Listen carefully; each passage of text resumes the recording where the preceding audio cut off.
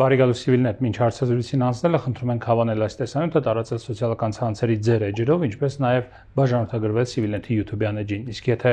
հավանում եք անկախ լրագրությունը, խնդրում ենք այցելել Civilnet-ի կայքեջ եւ սեղմել donate կոճակը, ինչպես նաև շատ շնորհակալ ենք նրանց, ովքեր արդեն դա արել են։ Իսկ իմ հյուրը ԱՄՆ Լիհայի համալսարանի միջազգային հարաբերությունների պրոֆեսոր Արման Գրիգորյանն է։ Բարև ձեզ։ Բարև ձեզ։ Շնորհակալ եմ, պարոն Գրիգորյան, հրավեր ընդունելու համար։ Շնորհակալ եմ հրավերի համար։ Ձեզ հետ շատ հաճախ հետաքրքիր է զրուցել եւ շատ հաճախ զրուցում ենք ձեզ հետ այս տաղավարում եւ ոչ միայն, նաեւ նրա համար, որ գտնվելով Հայաստանից դուրս տարվա մեծ մասը, դուք ունենք հնարավորություն կողքից նայելու իրավիճակին կամ վերևից նայելու, չգիտեմ, իրավիճակին։ Երբ հիմա Հայաստանում եք, բայց մինչ այդ նաև կողքից եք նայում իրավիճակին, հայ, ինչ եք տեսնում կամ ինչպես եք տեսնում այս վերջին շրջանում բավական սրված եկեղեցի պետություն, եկեղեցի կառավարություն կամ հակառակը կառավարություն եկեղեցի հակասությունների այս սրումը։ Ես կարծում եմ նախ պետք է արձանագրել այն փաստը, որ իշխանությունների վարքագիծը անընդունելի է զուտ օրենսդրության, սահմանադրության տեսանկյունից, դա սահմանադրական նորմերի կոպիտ ոտնահարում է, 17-րդ հոդվածի կոպիտ ոտնահարում է, անկախ ամեն ինչից, անկախ եկեղեցին անջատված է պետությունից։ Այո, դա 17-րդ հոդվածն է Հայաստանի Հանրապետության սահմանադրության, ավելի հստակ սահմանված կանոն օրենք այդ սահմանադրության մեջ երևի գոյություն չունի։ Եվ շատ մեծ իրավաբանական գիտելիքներ պետք չեն հասկանալու համար, որ այս վարքագիծը, այս քայլերը, վարչապետի հայտարարությունները եւ մտադրությունների մասին հայտարարությունները հստակ խախտում են այդ սահմանադրական նորմի եւ այդ սահմանադրական օրենքի։ Այսինքն Փաշինյանի հայտարարությունը, որ պետք է ձևավորել որոշակի կառույց, կաթողիկոսի մեծ հաշվով ընտրություն իրականացնել, վեհարան ազատել եւ այլն, սա սահմանադրության խախտում է։ Կոպտագույն։ Ես վստահ եմ, ես ինքս իրավաբան չեմ եւ սովորաբար ձեռնպահ եմ մնում իմ բնակավարից դուրս հարցերի վերաբերյալ ինչ որ վստահ հայտարարություններ անելուց, բայց այս պարագայում իսկապես իրավաբանական մեծ գիտելիքներ պետք չեն, ես ձեր ունկնդիրներին հորդորում եմ բացել սահմանադրությունը ինտերնետի վրա եւ կարդալ 17-րդ հոդվածը։ Պետությունը գործ չունի դրա հետ, պետությունը նման բան անելու իրավունք չունի, եկեղեցու գործերին խառնվելու իրավունք չունի, կաթողիկոսին գահանկեց անելու իրավունք կամ մեխանիզմներ նման նախատեսված չեն, հայ առաքելական եկեղեցին ինչ որ մեխանիզմներ ունի դա անելու, որը կապ չունի պետության հետ, իշխանության հետ, եւ այդ խորհուրդը, որ նա փորձում է ստեղծել, նորից դա կոպտագույն միջամտություն է եկեղեցու գործերին եւ կոպտագույն խախտում է եկեղեցու եւ պետության անջատման սկզբունքի։ Հիմա ինչու է սա տեղի ունենում։ Սա թերևս բազմաթիվ պատճառներ կարելի է նշել, խոսակցություններ կան, հիմա կարող են դրանք վիճարկվել, ինչ որ առումով կարող են դրանք համարվել դավադրապաշտական ինչ որ պնդումներ, այն մասին, որ գուցե սա Ադրբեջանի պահանջն է, որովհետև հայ առաքելական եկեղեցին ադրբեջանցիները դիտարկում են որպես կարևոր դիմադրության օջախ, այս ընթացող այս process-ի Հայաստանի այս սողացող կապիտուլյացիայի դեմ դիմադրության հնարավոր պոտենցիալ կարևոր օջախ, սա, այսինքն, բայց սրա մասին խոսակցությունը միայն ենթադրություններ չեն, այսինքն Փաշազադեի այդ հայտարարությունը բավականին պերճախոս հայտարարություն էր եւ էլի մարդիկ Ադրբեջանում խոսում են սրա մասին, այս տեսակ նմանատիպ հայտարարություններ արել են։ Մոտիվներից մեկը գուցե կարող է դա լինել, բայց դա բավական է ասելու, որ դա ադրբեջանական պատվեր է կատարվում օրինակ։ Դա բավական չի, ես դրա համար եմ ասում, մի քանի գուցե իրար փոխլրացնող մոտիվներ կան,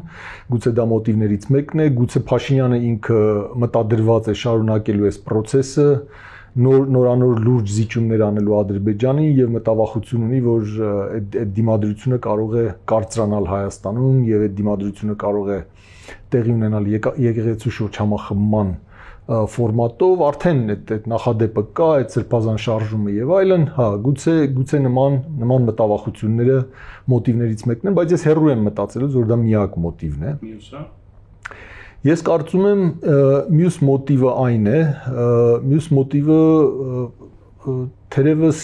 ուշադրություն շեղելու մոտիվ է, Ես նայում եմ այս իշխանությունների հաշվեկշռին 7 տարվա, նրանք արդեն 7 տարի իշխանություն են։ Բացի ասֆալտ փռելուց, այն էլ թե ինչ գնով է դա արվել, երկրի պետական պարտքը դարձել է արդեն հատել է 12 միլիարդ դոլարի սահմանը։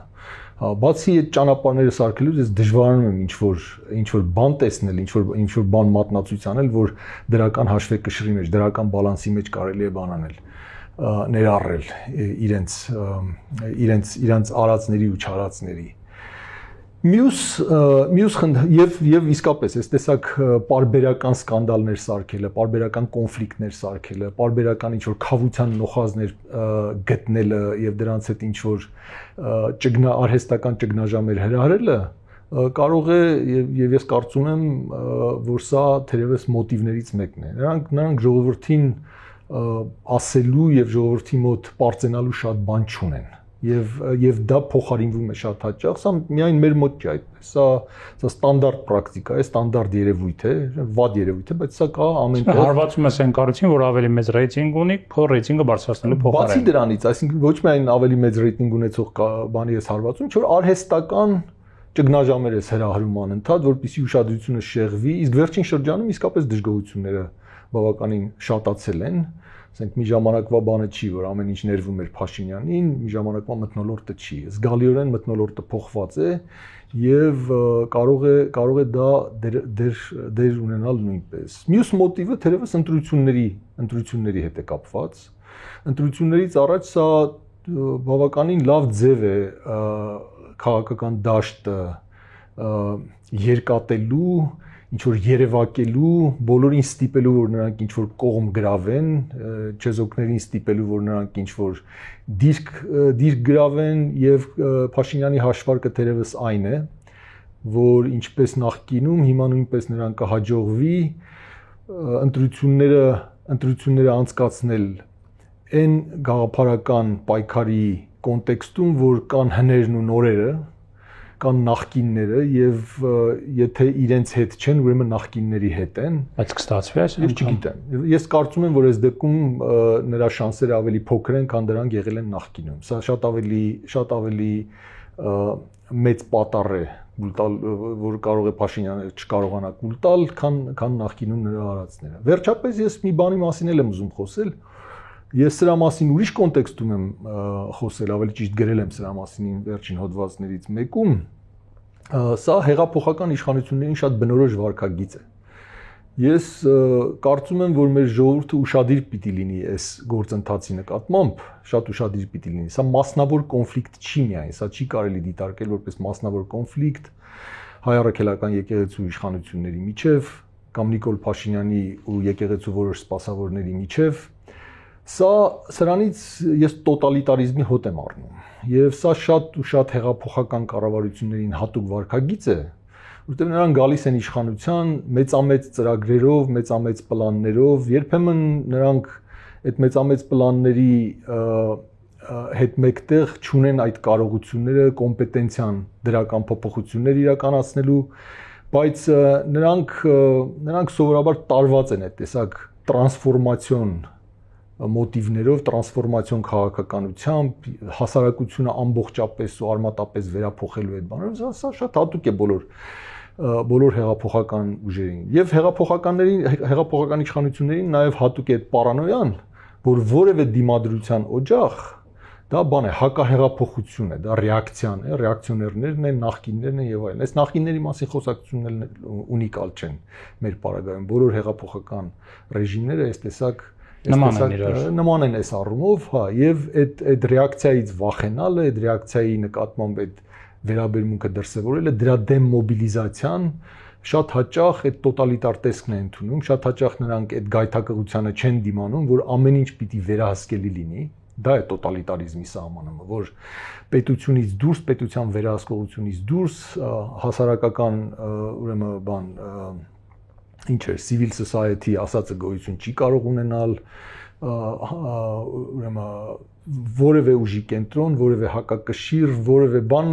շատ հաճախ սկսում է այս տեսակ ուժերի կողմից դիտարկվել որպես հակահեղափոխություն, որպես ռեակցիա, որպես իրենց գրանդիոզ պլանների խոչընդոտ։ Եվ սա իհարկե ինչ որ առումով պարադոքսալ է, որովհետև բոլոր հեղափոխական ուժերը գալիս են այդ ազատության, ժողովրդին այդ նախկին այդ ֆեոդալներից ու չգիտեմ այդ բռնատերերից ազատագրելու բանով, ինչը իրականում շատ հաճախ արդարացված բան է, արդարացված ռետորաբանություն է եւ արդարացված սոցիալական բազա լինում է հեղափոխության համար բնականաբար, այսինքն ես չեմ ասում դա կեղծիք է, բայց եթե նույնիսկ դա կեղծիք չի, այդ մոտիվներով, այդ խոսույթով հեղափոխականները հաճախ գալիս են իշխանության եւ որոշակի դիմադրության հանդիպելուց հետո որոշակի խնդիրների ու խոչընդոտների բախվելուց հետո նրանք այդ գայթակղությանը չեն դիմանում տոտալիտար ինչ որ համակարգ ձևավորելու, տոտալիտար վերահսկողություն սահմանելու այդ գայթակղությանը նրանք հաճախ չեն դիմանում։ Որքանով է ձեր ասած Փաշինյանի տոտալիտար կամ Փաշինյանի թիմի տոտալիտար հակումների, այսպես ասած, շրջանակներում տեղավորվում այն, որ օրինակ շատ համայնքներում Հայաստանի, չասեմ շատ մեծ թվով, բայց կան այդպիսի համայնքներ, որտեղ ընդդիմության ներկայացուցիչներն են հաղթում ընտրություններում եւ այնտեղ ռևիզիա չի իրականացվում։ Վերջինը Հայաստանի երկրորդ քաղաքն էր, Գյումրին էր, որտեղ ակնհայտորեն Փաշինյանի ներկայացուցիչը չհաղթեց եւ ընդունեցին այդ ընտրությունների արդյունքները հաշտ ու խաղաղ հիմա շարժվում են առաջ։ Դրանից առաջ Ալավերդում կարծեմ հակառակ բան։ Այո, եղել են դեպքեր, որ հակառակն է եղել, այո։ Հա, հիմա իմ ասածը պետք չի բացարձականացնել, այսինքն այն որ այդ մոտիվները ունեն, այդ չի նշանակում, որ այդ մոտիվներով առաջնորդվելը միշտ հաջողվելու է կամ հեշտ է լինելու։ Իսկապես կարող է նրանք հաշվարկած լինեին, որ եթե Գյումրիում այդ տեսակ բան անեն, կարող են ավելի մեծ խնդիրներ ունենալ, քան այդ ընտրությունները հանդուրժելներ։ Բայց որ ընդհանրապես հեղափոխական ես տեսական բան եմ ասում եւ փորձում եմ այս քայլը, այս մասնավոր քայլը եկեղեցու դեմ, այս շատ տարօրինակ ոտնձգությունը ուզում եմ հասկանալ հենց այդ պրիզմայով եւ դա շատ նման է այդ տոտալիտար մոտիվները, տոտալիտար ձգտումներին շատ նման է դա, երբ ինչ որ լուրջ հակազդեցության, լուրջ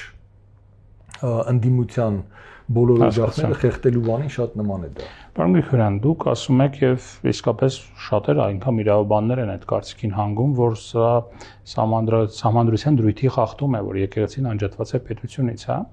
եւ սա եկեղեցու գործերի խառնվել է նշանակում սահմանադրության խախտում։ Իսկ արդյոք նույն այդ հոդվածից ելնելով սահմանադրության ուրեմն նույն նորմի խախտում չէր, որ տևական ժամանակ 2020 թվականից այս կողմ եկեղեցին կամ եկեղեցու առանձին եւ բավական բարձրաստիճան հոգեվորականներ զբաղվում էին քաղաքականությամբ, ներքաշված էին քաղաքական գործընթացների մեջ եւ ոչ միայն այսպես կենտրոնակմետ դիրքորոշմամբ, ոչ այնքան, որքան քաղաքական լագերներից կամ ճամբարներից մեկին աջակցելով, տվյալ դեպքում ընդդիմությանը ընդդեմ կառավարության, պահանջելով իշխանության հրաժարական։ Ես արդյոք պատասխան չէ դրան։ Հիմա ուրեմն ես ասեմ ինչ եմ մտածում այդ կապակցությամբ։ Նախ ես որևէ դեպք չի եղել, որ աջակցեմ այդ տեսակ քայլերի։ Չէ, չեմ ասում դուք աջակցում եք, այսինքն համաձայն եմ ձեզ հետ, որ կարող են նման փաստարկներ լինել, չնայած ինչ որ պնդումներ կան, որ եկեղեցին, ասենք, որոշ հարցերի շուրջ չէր կարող անտարբեր լինել, կամ եկեղեցու պարագայում դա նորմի խախտում էր ոչ թե սահմանադրության, կամ եկեղեցու վարքագիծն ու պետության վարքագիծը չի կարելի նույն նժարի վրա դնել, բայց ես այդ ամեն ինչը մի կողմ դնեմ ու համաձայն եմ ձեր ասածի հետ, որ գուցե եկեղեցու վարքագիծը, եկեղեցու որոշ սպասավորների վարքագիծը, կաթողիկոսի կողմից հրաժարական պահանջելը կամ սրբազան շարժումը, չգիտեմ, այնտեղ մի երկու ուրիշ եպիսկոպոս կային, որոնք նույնպես հրաժարական են պահանջել, քաղաքականությամբ զբաղվել են։ Ես ինքս դա նույնպես մեղմ ասած շատ անցանկալի եմ համարում։ Ես եկեղեցու քաղաքականությանը խառնվելն էլ անցանկալի եմ համարում, բայց այստեղ մի ուրիշ խնդիր կա։ Եկեղեցու նման վարքագիծը որևէ կերպ չի արդարացնում պետության նման պատասխանը։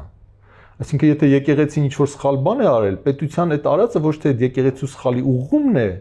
կամ դրան հակադարձելը։ Պետության արածը սահմանադրությամբ խախտում է անկախ նրանից, թե եկեղեցին ինչ է արել։ Դա որպես արդարացում օգտագործել, ես գիտեմ որ դա շատ, այսինքն զուտ PR-ի տեսանկյունից շատ հարմար արդարացում է, բայց իրականում եթե մի քիչ երկար մտածես դրա մասին, հստակ է որ դա որևէ արդարացում չունի։ Անկախ նրանից, թե ինչ վերաբերմունք ունենք, կամ ես ինչ վերաբերմունք ունեմ եկեղեցու վարքագծի նկատմամբ եւ եթե նույնիսկ համարում եմ որ եկեղեցին նույնպես այդ կարմիր գծերը չպիտի հավի։ Եվ այստեղ իշխանության պատասխանատվությունը ավելի մեծ է ակնհայտորեն։ Բնականաբար։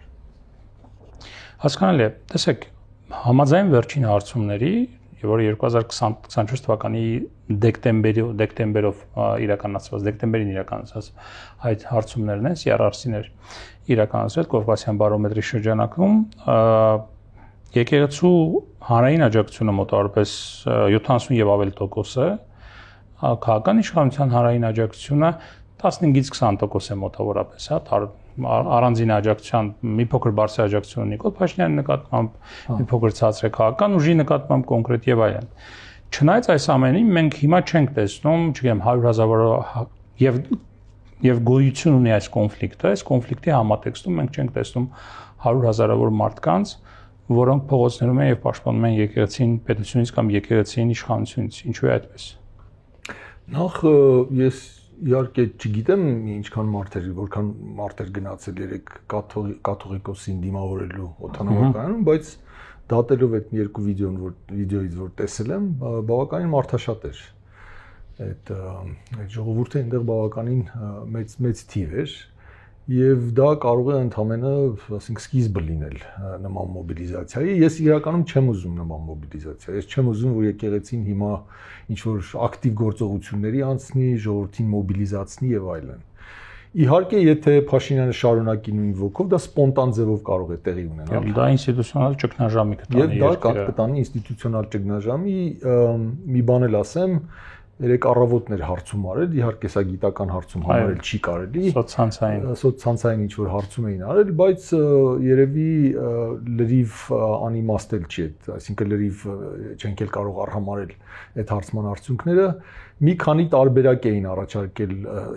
հետագա զարգացումների, թե որոնք են ամենահավանականը, եւ հարցվածների այդ հարցմանը մասնակցող օգտատերերի մեծ մասը նշել էր քաղաքացիական պատերազմը որպես ամենահավանական արդյունք սրա։ Սա իսկապես բավականին մեծ ռիսկ պարունակող քայլ է, ես չգիտեմ, մտածել են, հաշվարկել են, լավ են մտածել, որ կարողանալու են սրա տակից դուրս գալ, բայց եկեղեցու դեմ ոտնձգությունը, եկեղեցու դեմ նման վարքագիծը, այն էլ օրենքի նման, սահմանադրության նման հստակ խախտումով։ Իմ կարծիքով շատ ավելի որակապես տարբեր է նախկինում արված նույնպես շատ ինչ ասեմ դատապարտելի կամ շատ կասկածելի քայլերից որ արել է այս իշխանությունը դրանցից որակապես տարբեր է այսօրվա այս ոտնձգությունը եւ դա ինձ թվում է լուրջ դիմադրության է հանդիպելու։ Ես հույս ունեմ, այս պարագայում ես ուզում եմ Լևոն Զուրաբյանի ասածը կրկնել։ Լևոն Զուրաբյանն էլ էր հույս հայտնել, որ ինչպես բոլոր մյուս հարցերում կեսից կարող է փոշմանեն զուտ մինչև վերջ չգնան։ Այս պարագայում իրենց անկոմպետենտությունը կարող է լավ արդյունք ունենալ, մինչև վերջ չգնան, իրենք էլ հոգնեն այս ամեն ինչից վերջանա գնա։ Ես էլ այդ հույսը ունեմ, հա, բայց եթե սա այս ոգով շարունակեն եւ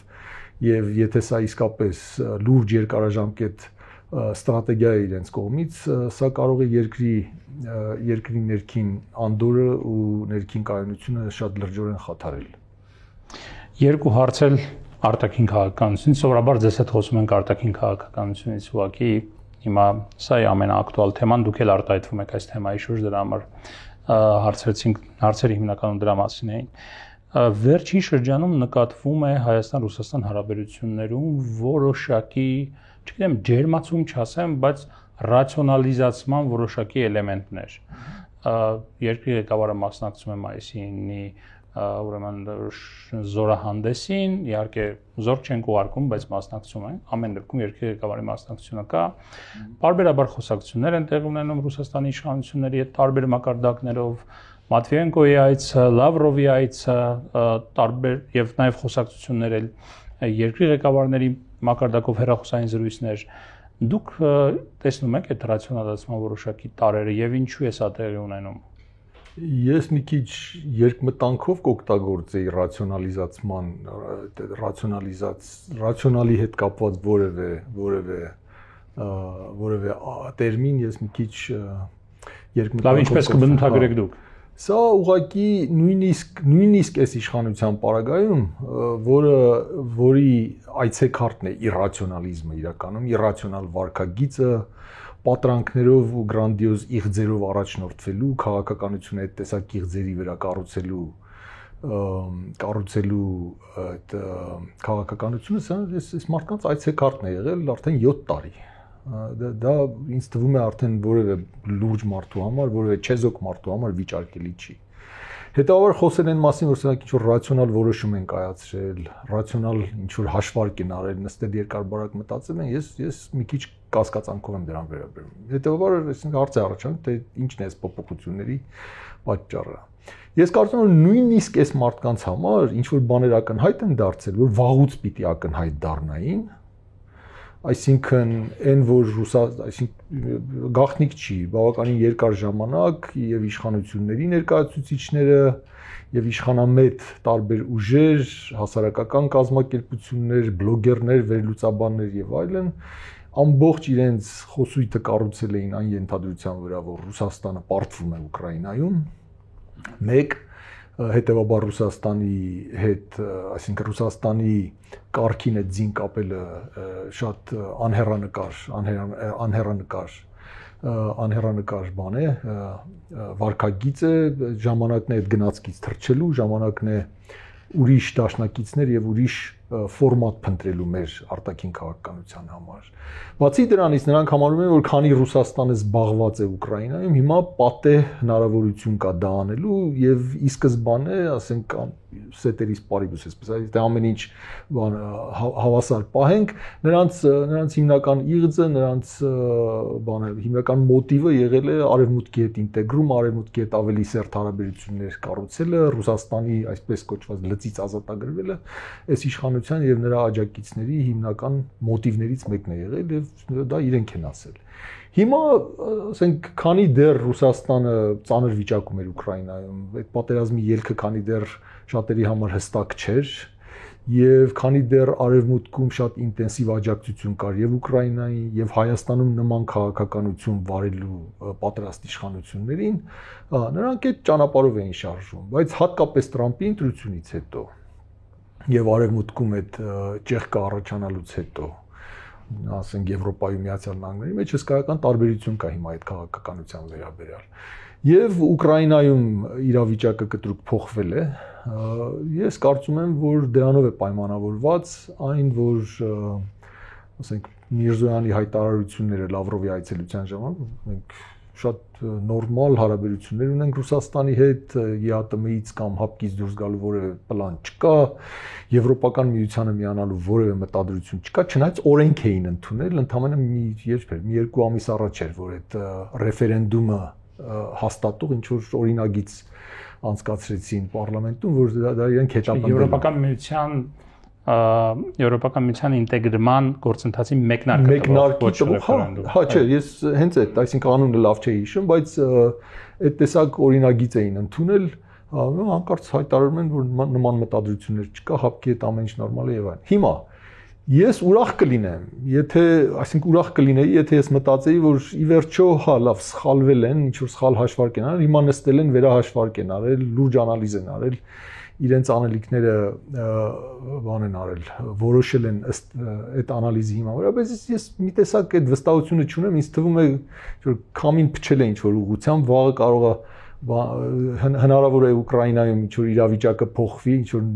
նոր խնդրեմ ստեղծվի Ռուսաստանի համար, ես չգիտեմ, նորից այդ վարքագիծը փոխվի։ Մի բան համենայն դեպս հստակ է,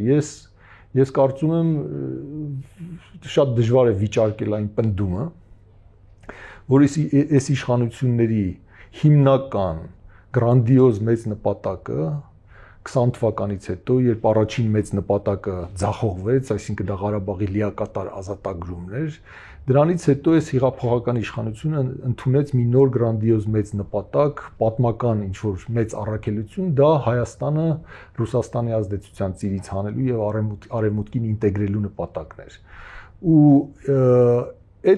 երբ որ այդ պրիզմայով ես նայում այդ խնդրին,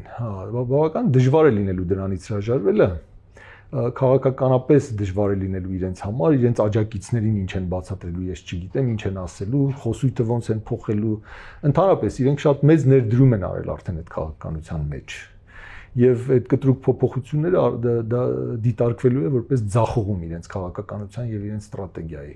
Հետևաբար ես կարծում եմ, որ դա դեռ ավարտված ինչ-որ խնդիր չի, դա վերջնական ինչ-որ բան չի։ Չեն հրաժարվում արևմուտքին ինտեգրումից։ Չեն հրաժարվում, հա։ Հիմա ուղղակի այս տեսակ բան է, անկայուն վիճակ է եւ նրանք փորձում են նավարկել այդ անկայունության պայմաններում։ Շնորհակալ եմ զրույցի համար։ Ես էլ եմ շնորհակալ։ Սիվիլյանթի տաղավարում ես զրուցեցի Արման Գրիգորյանի հետ։ Առողջ եղեք։ Կհանդիպենք։